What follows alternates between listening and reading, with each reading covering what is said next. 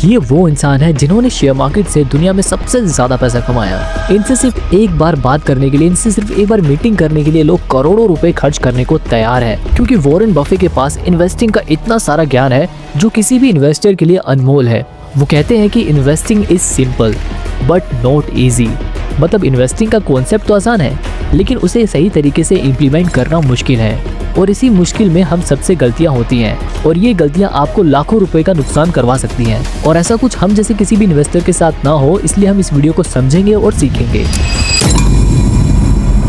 पहली गलती है ओवर कॉन्फिडेंस। हम सबको लगता है कि हमें सब पता है। स्टॉक मार्केट में थोड़ी सी नॉलेज और 2-3 सक्सेसफुल ट्रेड्स लेने के बाद हमें लगने लगता है कि हम वॉरेन बफे बन गए हैं। बट दोस्तों, 2023 की एक रिपोर्ट के अकॉर्डिंग 80% रिटेल ट्रेडर्स जो ओवर कॉन्फिडेंट होते हैं वो लॉन्ग टर्म में मार्केट को आउट परफॉर्म नहीं कर पाते।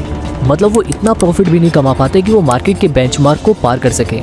मतलब 2-3 ट्रेडिंग की वीडियो देखने के बाद कॉन्फिडेंस में आकर अगर कोई ट्रेडिंग करने लग जाए तो भैया उसके नुकसान होने के चांसेस बहुत ज़्यादा होते हैं। तो स्टॉक मार्केट में हमें थोड़ा हम्बल बने रहने की और हमेशा सीखते रहना होता है। Mistake number 2, following the crowd. और ये आज के टाइम पे सबसे कॉमन मिस्टेक है। ट्रेडिंग सब कर रहे हैं तो मैं भी कर लूँगा, सब प्रॉफिट बना रहे हैं तो मैं भी प्रॉफिट बना लूँगा। अब देखो, हमारे देश में गरीबी तो है, इस बात को हमें एक्सेप्ट करना पड़ेगा, और हमारे देश का हर आम आदमी इस गरीबी को दूर करने के लिए पूरी मेहनत करता है। और आज के टाइम पे लोगों को अपनी गरीबी दूर करने का स्टॉक मार्केट ही सबसे बढ़िया रास्ता नजर आता है, क्योंकि जहाँ देखो वहीं लोग ट्रेडिंग कर रहे हैं, इन्वेस्टिंग कर रहे हैं। अब इन्वेस्टिंग तो कुछ हद तक ठीक है, लेकिन ट्रेडिंग बिना नॉलेज के आप अगर कर रहे हो तो भैया बहुत ज़्यादा रिस्क है। आपने अक्सर देखा होगा लोगों को कि वो बोल रहे होते हैं बिटकॉइन में पैसा लगाओ, उसमें पैसा लगाने से पैसा डबल हो जाता है। तो अब देखो, यहाँ पर पैसे की जरूरत तो सभी को है, हर कोई चाहता है कि वो कहीं से 2 पैसे कमा ले। तो यहाँ पर ज़्यादातर लोग बिना सोचे समझे उनके पास जो भी थोड़े बहुत पैसे होते हैं वो लगा देते हैं, और फिर वो मार्केट के ट्रैप में फंस जाते हैं। अब यहाँ पर वॉरेन बफे का सबसे गोल्डन रूल काम आता है, be fearful when others are greedy and greedy when others are fearful. अब जब सबको ही लग रहा है कि स्टॉक मार्केट से या बिटकॉइन में पैसा लगाने से हर कोई पैसा कमा लेगा, तो यहाँ पर आपको खुद डरने की जरूरत है, सोचने की जरूरत है कि क्या ऐसा सच में हो पाएगा। अगर आपके पास नॉलेज नहीं है, अगर आप उस चीज़ को टाइम नहीं दे पा रहे हो, तो क्या आप वो प्रॉफिट कमा पाओगे? आपसे ज़्यादा टाइम देने वाले, आपसे ज़्यादा पैसे लगाने वाले लोग स्टॉक मार्केट में पहले से ही मौजूद हैं, तो क्या आप उस कंपटीशन में से प्रॉफिट जनरेट कर पाओगे? ये सवाल हर एक इंसान को सोचने की ज़रूरत है। Mistake number 3, ignoring research. क्योंकि आज के टाइम पे लोगों को टाइम नहीं है। अब यहाँ पर समझने वाली बात यह है कि ज़्यादातर लोग जो स्टॉक मार्केट में पैसा लगा रहे हैं वो पहले से ही कहीं काम कर रहे हैं। कोई जॉब कर रहा है तो कोई अपना पहले से बिजनेस कर रहा है, तो उनका जो ज़्यादा टाइम है वो उनके बिजनेस या उनके काम में जाता है। तो ऐसे में रिसर्च करने का लोगों को उतना टाइम नहीं मिलता।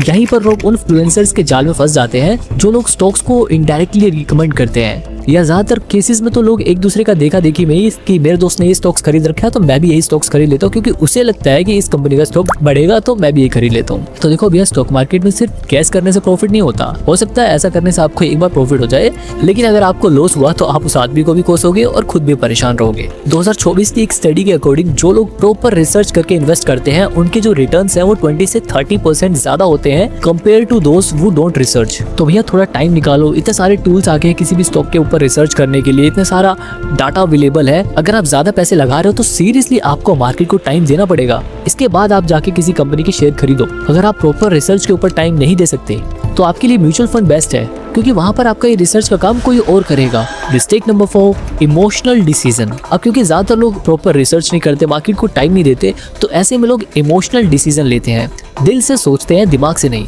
स्टॉक मार्केट में जब शेयर गिरता बढ़ता है तो हमारी इन्वेस्टमेंट में हमारे पैसे भी कभी घटते हैं कभी बढ़ते हैं, हमारे दिल की हार्ट बीट्स भी बढ़ती रहती हैं, और कई बार हम फेयरफुल सिचुएशन में जब मार्केट क्रैश हो रहा होता है तो हम पैनिक में आकर अच्छी कंपनियों के भी शेयर्स बेच देते हैं, और कई बार हम इमोशंस में बहकर अच्छी कंपनियों के ही शेयर्स हम काफी महंगे प्राइस में खरीद लेते हैं, जिसकी वजह से हमें प्रॉफिट बहुत कम होता है या प्रॉफिट की जगह लॉस हो जाता है। तो ऐसे में वॉरेन बफे कहते हैं, the stock market is a device for transferring money from impatient to the patient. मतलब अगर आप इमोशनल होकर जल्दबाजी में फैसला लोगे तो आपका पैसा किसी और की पॉकेट में चला जाएगा। तो थोड़ा पेशेंस रखो और दिमाग से सोचो। Mistake number 5, timing the market. अभी नहीं, थोड़ा वेट करूंगा। हम सबको लगता है कि अभी मार्केट हाई है, या इसका बिल्कुल उल्टा, हमें लगता है कि अभी मार्केट काफी लो है, थोड़ा और गिरने देता हूँ तब इसमें मैं अपने पैसे लगाऊंगा। और ये सिचुएशन आपके सामने कभी ना कभी आई जरूर होगी। ये हर एक इन्वेस्टर के सामने ये सिचुएशन जरूर आती है, और पिछले कुछ दिनों में तो ये बार बार आ रही है। तो दोस्तों, 2023 के डाटा के अकॉर्डिंग जो लोग मार्केट को टाइम करने की कोशिश करते हैं वो एवरेज रिटर्न से 40% रिटर्न कम कमाते हैं। तो वॉरेन बफे का मंत्र है, time in the market is more important then the timing of the market. मतलब कि जल्दी स्टार्ट करो और कंसिस्टेंटली इन्वेस्ट करो। एग्जाम्पल के लिए अगर किसी शेयर का प्राइस गिर रहा है तो आपको एकदम से उसमें सारे पैसे नहीं लगा देने।